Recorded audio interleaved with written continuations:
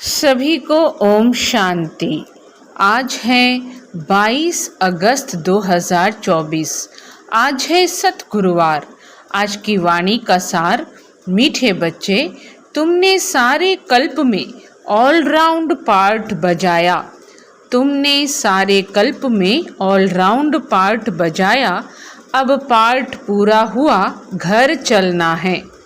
बाबा क्या बता रहे हैं कि मीठे बच्चे, तुमने सारे कल्प में ऑलराउंड पार्ट बजाया। अब पार्ट पूरा हुआ, घर चलना है। प्रश्न, तुम बच्चे अपने भाग्य की महिमा किन शब्दों में करते हो? उत्तर में बाबा बोले, हम हैं ब्राह्मण चोटी। हमें निराकार भगवान बैठ पढ़ाते हैं। दुनिया में मनुष्य मनुष्य को पढ़ाते, लेकिन हमें स्वयं भगवान पढ़ाते हैं। तो कितने भाग्यशाली हुए। आज का दूसरा प्रश्न, इस ड्रामा में सबसे बड़ा पोजीशन किसका है? निराकार बाप का। वह तुम सब आत्माओं का बाप है। सब आत्माएं ड्रामा के सूत्र में बांधी हुई हैं। सबसे बड़ा पोजीशन बाप का है। ओम शांति। रूहानी बच्चों से रूहानी बाप पूछ रहे हैं, मीठे मीठे बच्चों, अपना घर शांति धाम याद है?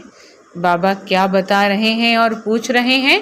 रूहानी बच्चों से रूहानी बाप पूछ रहे हैं, मीठे मीठे बच्चों, अपना घर शांति धाम याद है? भूल तो नहीं गए हो? अब 84 का चक्र पूरा हुआ। कैसे पूरा हुआ है यह भी तुम समझ गए हो। सतयुग से लेकर कलयुग अंत तक ऐसे और कोई भी पूछ न सके। सतयुग से लेकर कलयुग अंत तक ऐसे कोई और पूछ न सके। मीठे मीठे लाडले बच्चों से बाबा पूछते हैं, अब घर चलना है ना? घर चलकर फिर सुखधाम में आना है। ये सुखधाम तो नहीं है, यह है पुरानी दुनिया दुखधाम। वह है शांति धाम सुखधाम। अब इस दुख से मुक्त हो जाना है मुक्ति धाम। मुक्ति धाम अथवा शांति धाम जैसे कि सामने खड़े हैं, वह है घर। फिर तुम नए विश्व में आएंगे जहाँ पवित्रता सुख शांति भी होगी। यह तो समझते हैं ना? गाते भी यह हैं, बाप को भी पुकारते हैं, हे पतित पावन, इस पतित दुनिया से हमको ले चलो। बाप को भी पुकारते हैं और क्या कहते हैं? हे पतित पावन, इस पतित दुनिया से हमको ले चलो। इसमें बहुत दुख है, हमको सुख में ले चलो। स्मृति में आता है, स्वर्ग को सब याद करते हैं। शरीर छोड़ा, कहेंगे स्वर्ग पधारा। Left for heavenly abode. कहाँ के लिए रवाना हुए? Left for heavenly abode. किसने लेफ्ट किया? आत्मा ने। शरीर तो नहीं जाता है, आत्मा ही जाती है। अभी तुम बच्चे ही शांति धाम सुख धाम को जानते हो, और कोई नहीं जानते। तुम बच्चों की बुद्धि में नॉलेज है, शांति धाम क्या है और सुख धाम क्या है। बाबा हम बच्चों को बता रहे हैं कि आपके अंदर यह नॉलेज है। किसमें? बुद्धि में, कि शांति धाम क्या है और सुख धाम क्या है। तुम सुख धाम में थे, अब फिर दुख धाम में आए हो। सेकंड मिनट घंटे दिन वर्ष बीत गए। सेकंड मिनट घंटे दिन वर्ष बीत गए। अब 5000 वर्ष में बाकी कुछ दिन रहते हैं। बाप बच्चों को स्मृति दिलाते रहते हैं। बहुत सहज बात है, इसमें मूंझने की तो दरकार ही नहीं। आत्मा 84 जन्म कैसे लेती है यह भी किसको पता नहीं है। लाखों वर्ष की बात तो किसको याद भी रहना मुश्किल है। यह है ही 5000 वर्ष की बात। व्यापारी लोग भी स्वास्तिका चौपड़े पर निकालते हैं, उसको गणेश कह देते हैं। गणेश को हाथी की सूंड दिखाते हैं। मनुष्य पैसा खर्च करते हैं, चित्र आदि बनाते। इसको कहा जाता है वेस्ट ऑफ टाइम। तुम्हारे में कितनी ताकत थी, वह दिन प्रतिदिन कम होती गई है।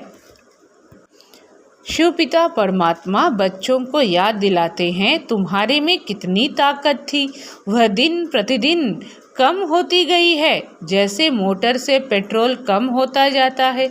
अब तो तुम बहुत कमज़ोर हो गए हो। 5000 वर्ष पहले भारत क्या था? अथाह सुख थे, कितना जबरदस्त धन था। यह राज्य उन्होंने कैसे पाया? राजयोग सीखे थे, इसमें लड़ाई आदि की बात ही नहीं। इनको कहा जाता है ज्ञान के अस्त्र शस्त्र, और कोई स्थूल बात नहीं है। ज्ञान के अस्त्र शस्त्र हैं, ज्ञान विज्ञान सदा हमें याद रखना चाहिए। बाबा क्या कहते? कितना जबरदस्त धन था। जैसे मोटर से पेट्रोल कम होता जाता है, अब तो तुम बहुत कमज़ोर हो गए हो। 5000 वर्ष पहले भारत क्या था? अथाह सुख थे, कितना जबरदस्त धन था। यह राज्य उन्होंने कैसे पाया? राजयोग सीखे थे, इसमें लड़ाई आदि की बात ही नहीं। इनको कहा जाता है ज्ञान के अस्त्र शस्त्र, और कोई स्थूल बात नहीं है। ज्ञान के अस्त्र शस्त्र हैं, ज्ञान विज्ञान याद और ज्ञान के कितने बड़े जबरदस्त अस्त्र शस्त्र हैं। ज्ञान और विज्ञान, ज्ञान और याद के कितने बड़े जबरदस्त अस्त्र शस्त्र हैं। सारे विश्व पर तुम राज्य करते हो। देवताओं को कहा जाता है अहिंसक। अभी तुम बच्चों को मनुष्य से देवता बनने की शिक्षा मिल रही है। तुम जानते हो हम हर 5000 वर्ष के बाद बेहद के बाप से यह बेहद का वर्षा ले रहे हैं। यह आत्मा की बात है, इसमें स्थूल लड़ाई आदि की कोई बात नहीं। बाबा बच्चों को समझा रहे हैं कि तुम जानते हो हम हर 5000 वर्ष के बाद बेहद के बाप से यह बेहद का वर्षा ले रहे हैं। आज की सतगुरुवार की वाणी में बाबा आगे कहते हैं कि यह आत्मा की बात है, इसमें स्थूल लड़ाई आदि की कोई बात नहीं। आत्मा पतित बनी है, इसलिए वह पावन होने के लिए बाप को बुलाती है। अब बाप कहते हैं मीठे मीठे बच्चे, अब तो घर जाना है। यह है जीव आत्माओं की दुनिया, वह है आत्माओं की दुनिया। उसको जीव आत्माओं की दुनिया नहीं कहेंगे। यह घड़ी घड़ी स्मृति में लाना चाहिए।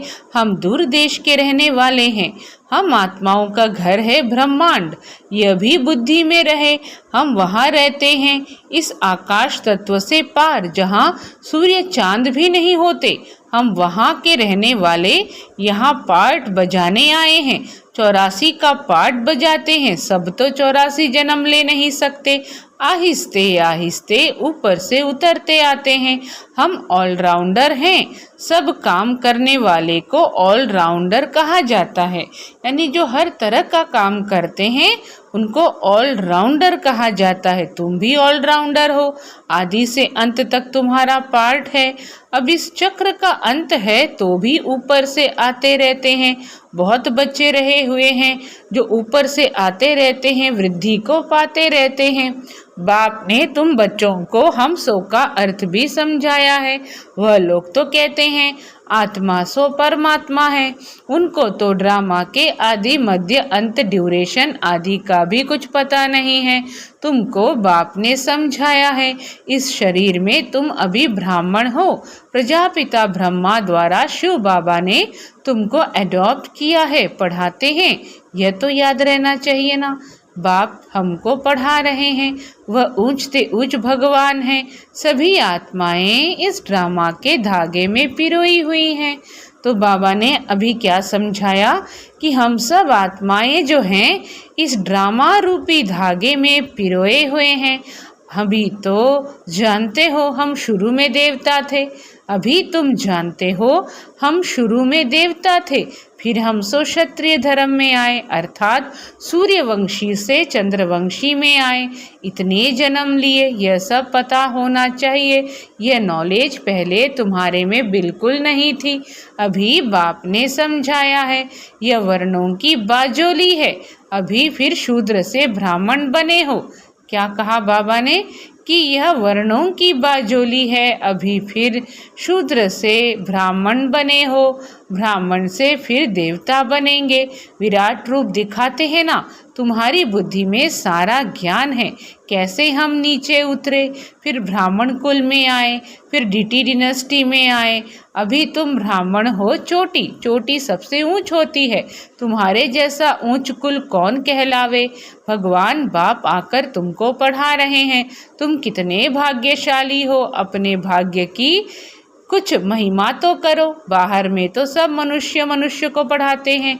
यह तो है निराकार बाप। यह बाप कल्प कल्प एक ही बार आकर नॉलेज देते हैं। पढ़ाई तो हर एक पढ़ते हैं ना। बैरिस्टर की नॉलेज पढ़कर बैरिस्टर बनते हैं। वह सब मनुष्य मनुष्य को पढ़ाते आते हैं। अभी यह है भगवानुवाच। मनुष्य को तो कभी भगवान नहीं कहा जाता है। तो बाबा स्पष्ट रूप से कह रहे हैं कि बैरिस्टर की नॉलेज पढ़कर बैरिस्टर बनते हैं। वह सब मनुष्य मनुष्य को पढ़ाते आते हैं। अभी यह है भगवानुवाच। मनुष्य को तो कभी भगवान नहीं कहा जाता है।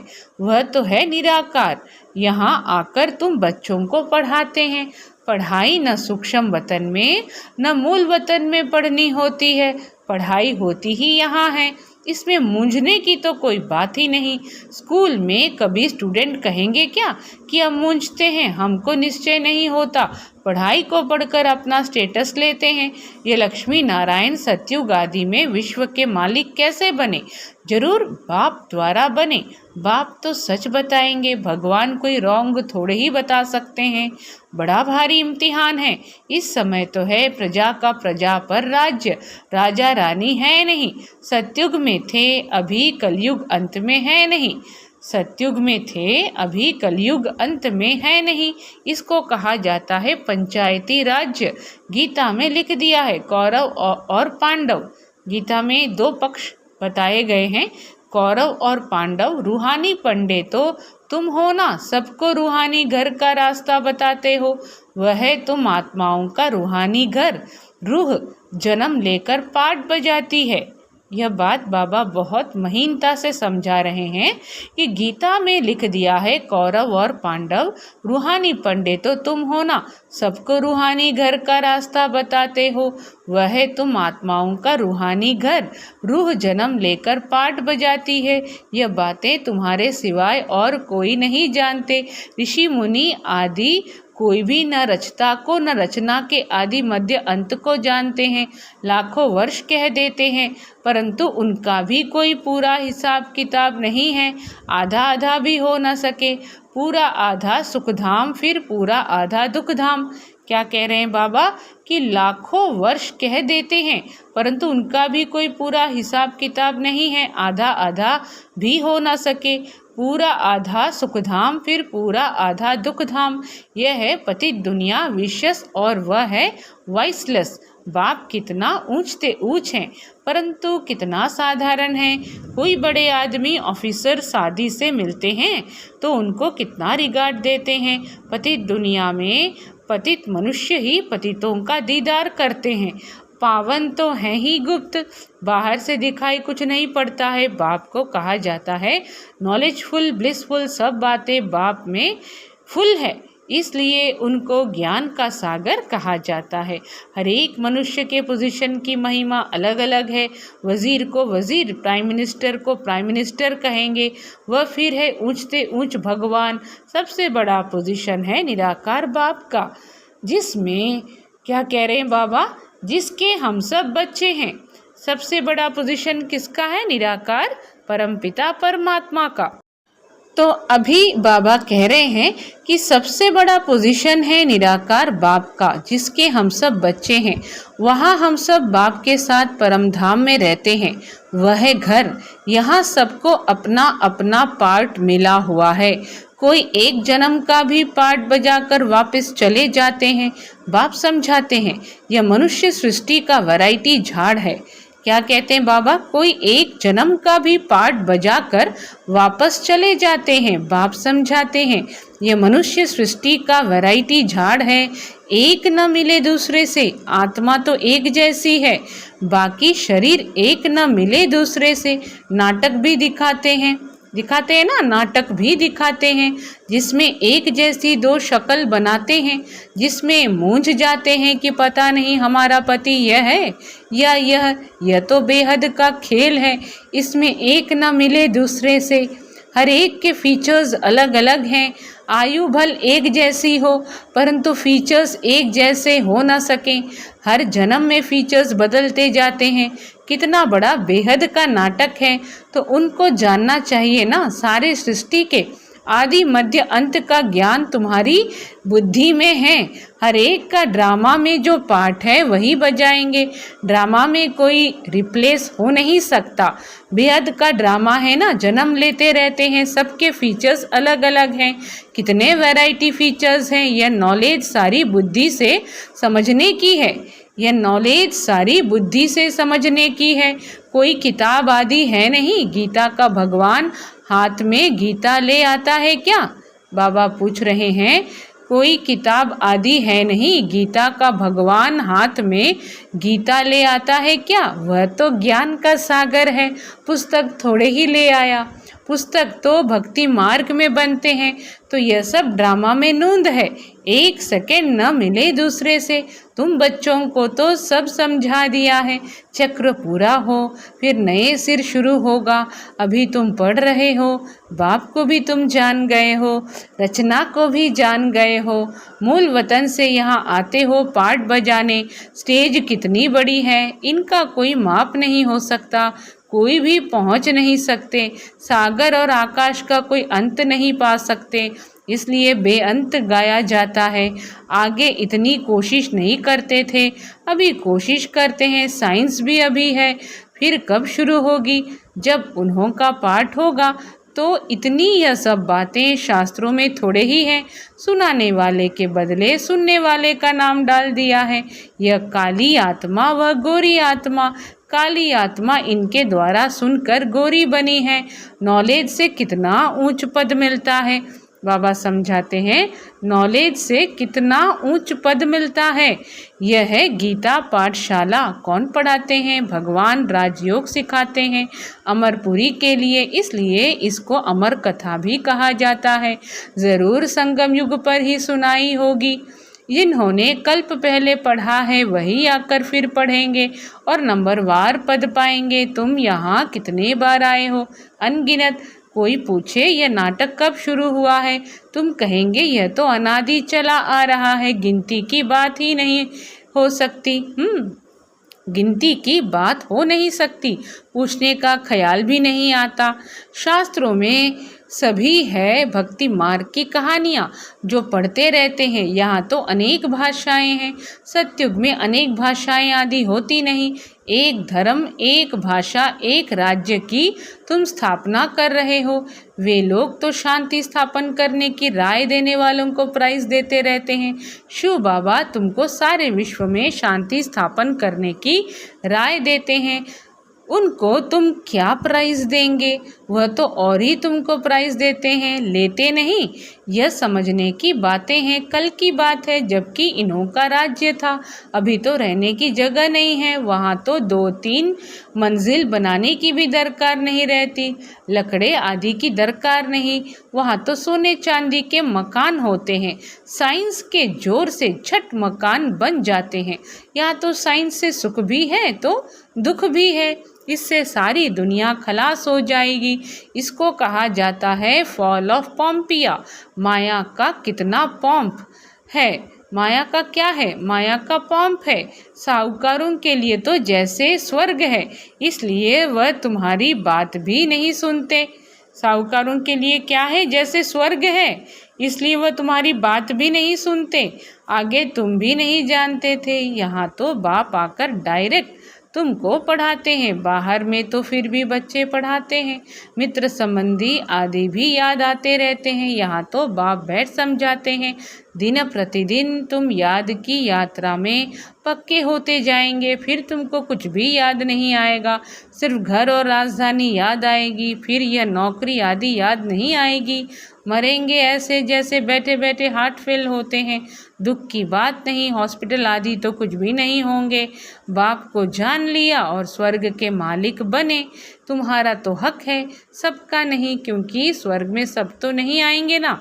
अच्छा, मीठे मीठे सिक्खी लधे बच्चों प्रति माता पिता बाप दादा का याद प्यार और गुड मॉर्निंग। रूहानी बाप की रूहानी बच्चों को नमस्ते। हम रूहानी बच्चों की रूहानी माता पिता बाप दादा को याद प्यार गुड मॉर्निंग नमस्ते नमस्ते। ओम शांति। आज की धारणा के लिए मुख्य सार। फर्स्ट पॉइंट, रूहानी पंडा बन सबको रूहानी घर का रास्ता बताना है। ज्ञान और योग के अस्त्र शस्त्र से सारे विश्व पर राज्य करना है। डबल अहिंसक बनना है। सेकेंड पॉइंट, 84 जन्मों का ऑलराउंड पार्ट बजाने वालों को अभी ऑलराउंडर बनना है। सब काम करने हैं। बेहद के वैरायटी ड्रामा में हर एक एक्टर का पार्ट देखते हुए हर्षित रहना है। क्या समझाया बाबा ने? 84 जन्मों का ऑलराउंड पार्ट बजाने वालों को अभी ऑलराउंडर बनना है। सब काम करने हैं। बेहद के ड्रामा में वैरायटी ड्रामा में हर एक एक्टर का पार्ट देखते हुए हर्षित रहना है। आज की सतगुरुवार की वाणी का वरदान। अविनाशी उमंग उत्साह द्वारा तूफान को तोहफा बनाने वाले श्रेष्ठ ब्राह्मण आत्मा भव। अविनाशी उमंग उत्साह द्वारा तूफान को तोहफा बनाने वाले श्रेष्ठ ब्राह्मण आत्मा भव। विस्तार में, उमंग उत्साह ही ब्राह्मणों की उड़ती कला के पंख हैं। इन्हीं पंखों से सदा उड़ते रहो। यह उमंग उत्साह आप ब्राह्मणों के लिए बड़े से बड़ी शक्ति है। नीरस जीवन नहीं है। उमंग उत्साह का रस सदा है। उमंग उत्साह मुश्किल को भी सहज कर देता है। वे कभी दिल शिकस्त नहीं हो सकते। उत्साह तूफान को तोहफा बना देता है। उत्साह क्या करता है? तूफान को भी तोहफा बना देता है। उत्साह किसी भी परीक्षा व समस्या को मनोरंजन अनुभव कराता है। ऐसे अविनाशी उमंग उत्साह में रहने वाले ही श्रेष्ठ ब्राह्मण हैं। क्या कहा बाबा ने? कि उमंग उत्साह का रस सदा है। उमंग उत्साह मुश्किल को भी सहज कर देता है। वे कभी दिल शिकस्त नहीं हो सकते। उत्साह तूफान को तोहफा बना देता है। उत्साह किसी भी परीक्षा व समस्या को मनोरंजन अनुभव कराता है। ऐसे अविनाशी उमंग उत्साह में रहने वाले ही श्रेष्ठ ब्राह्मण हैं। स्लोगन है, शांति की वास धूप जगा कर रखो तो अशांति की बांस समाप्त हो जाएगी। सभी को ओम शांति।